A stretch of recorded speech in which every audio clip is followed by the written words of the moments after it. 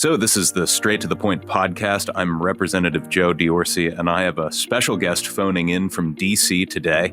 It's Chief Economist for ALEC, Jonathan Williams. He is the author of Rich States, Poor States, which we'll have a look at today. And we're going to talk everything economy, nationally and on a state level. Jonathan, thanks for joining. Thanks for having me, Representative, and greetings from the land of make-believe down here in Washington, D.C.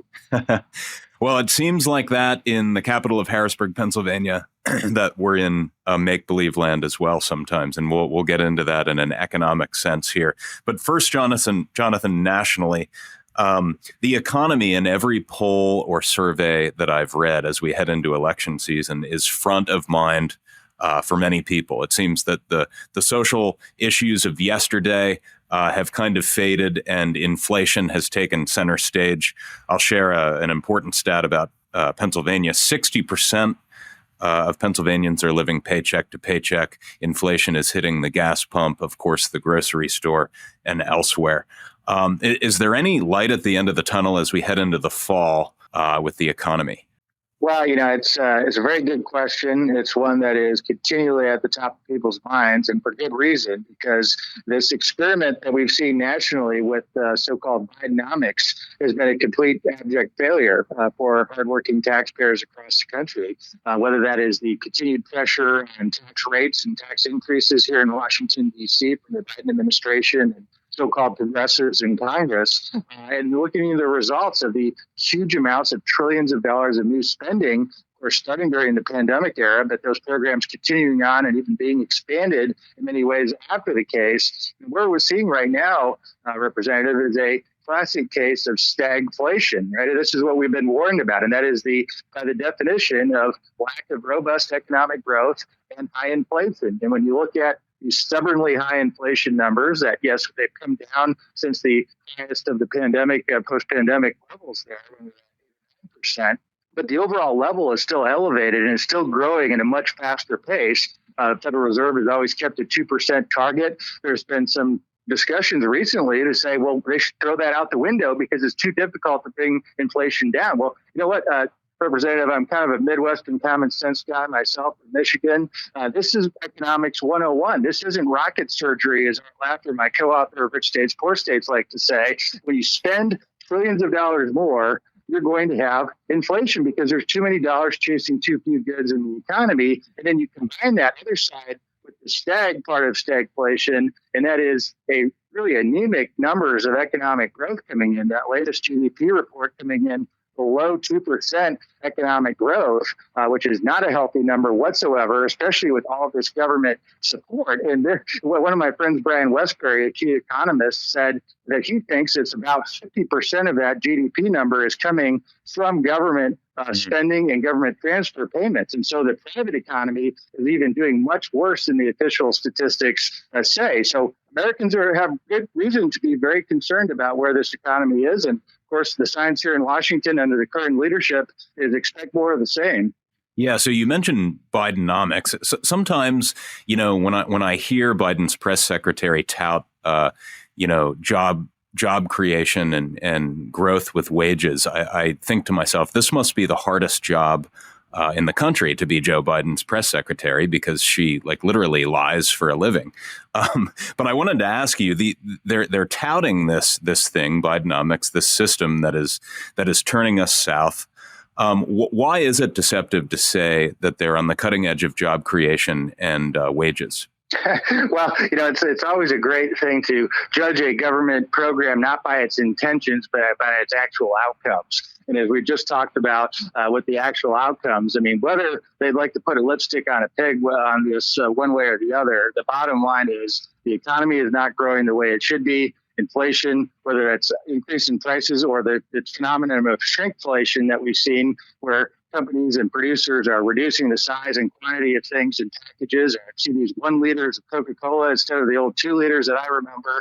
And there's lots of different ways that consumers are having their precious earnings and savings eaten up. The other thing that's really hard to ignore for the Biden administration is real wages. They talk about an increase of wages during the Biden administration, which technically is half true because nominal wages are going up. But when you take into consideration the cost of inflation, the real wages after inflation are actually down in many parts of this administration. Overall, workers are doing less well with this inflation phenomenon, even as wages on a nominal sense go up. And so it's very difficult. That's why they hire these people and pay them big money in Washington to be these spin doctors. But I think the American people can see through it, because at the end of the day, this is a kitchen table issue.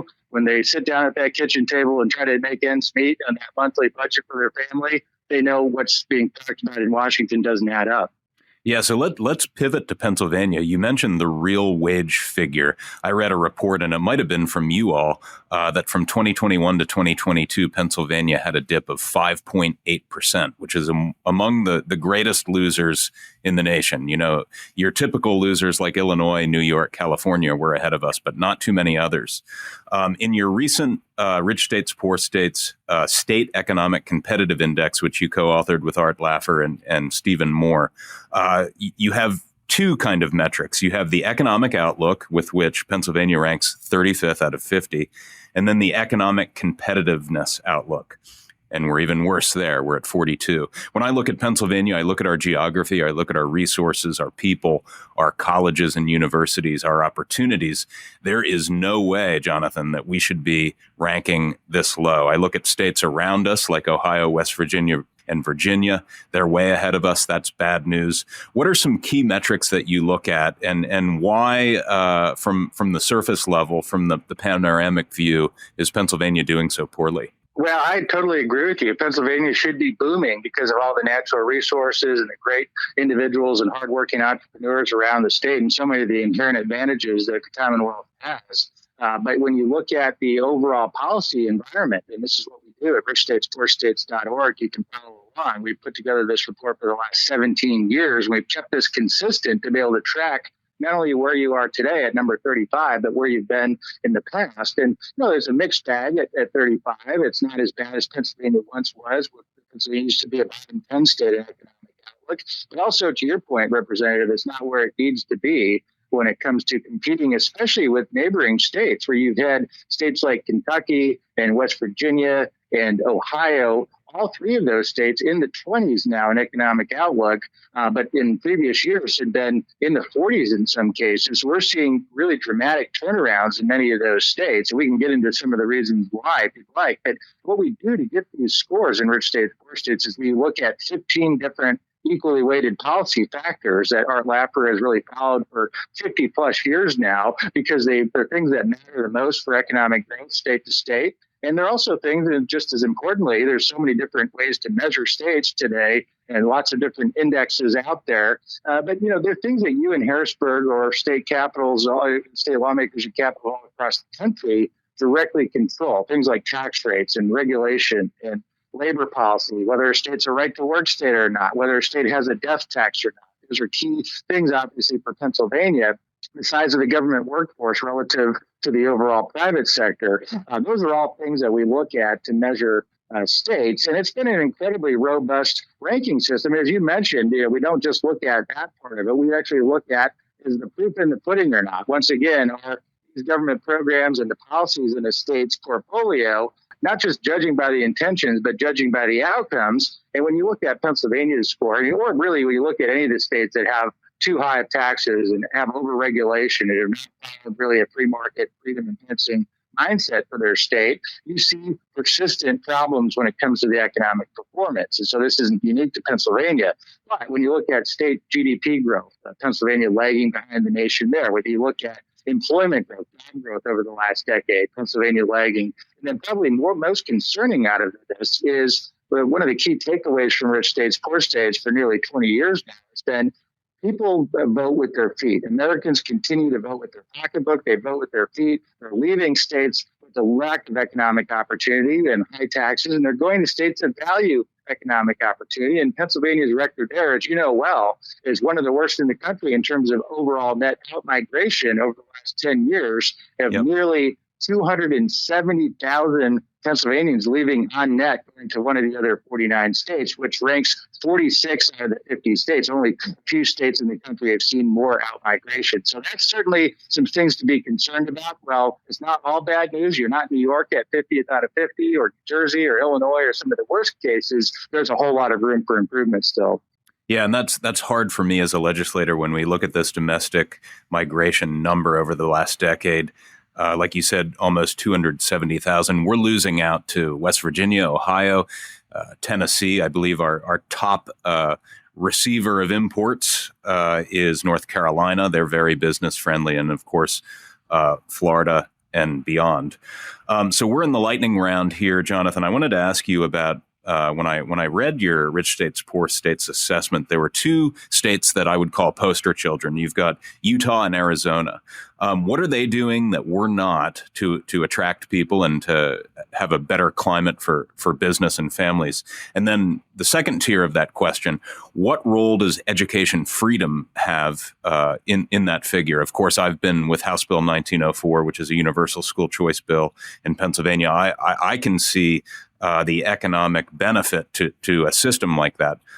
So how would that potentially play into economic competitiveness? Well, your efforts have been heroic, and I think that effort on education freedom is so completely linked to economic freedom when it comes to how will states end up growing their jobs and population base in the years ahead. That is so important. And as you know well, in our ALEC Education Freedom Index, Pennsylvania currently gets an F in its overall system. And so it's a failing grade for Pennsylvania families and children. And thank God that you and so many of our ALEC leaders across the state, the Democrats and Republicans alike, are coming together to say something needs to change. And that's actually one of the key factors of Utah and Arizona, and how they've been cutting taxes and making sure they're a pro-free market state by reducing regulations, avoiding the death tax. They're both right-to-work states. They're both states, as you know well, that were part of this school choice revolution that's been sweeping the country for education freedom, now with 11 universal school choice states, and provide that freedom to families.